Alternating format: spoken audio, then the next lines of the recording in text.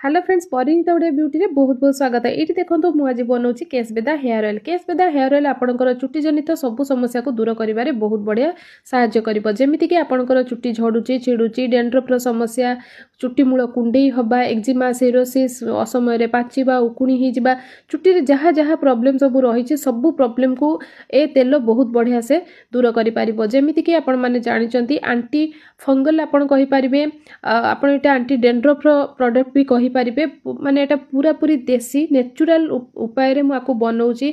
आपण मैंने देखिपे ये केते बड़ कंटेनर में बनई आगु अल्प अल्प बनाऊली आपण मानकर एते सारा डिमांड आसिला तो मते बड़ जगार बनवाई पड़ा बहुत बढ़िया वर्क करुँची तेल। निश्चित भाव में आप गोटे थर ट्राए करूँ सबु प्रकार तेल माने बहुत प्रकार तेल बहुत प्रकार जड़ीबूटीर मिश्रण रे एटा मु बनई 55 ରୁ 60 प्रकार जिनस एटा बनाई जल्दी जल्दी व्हाट्सअप करूँ। रही नमस्कार।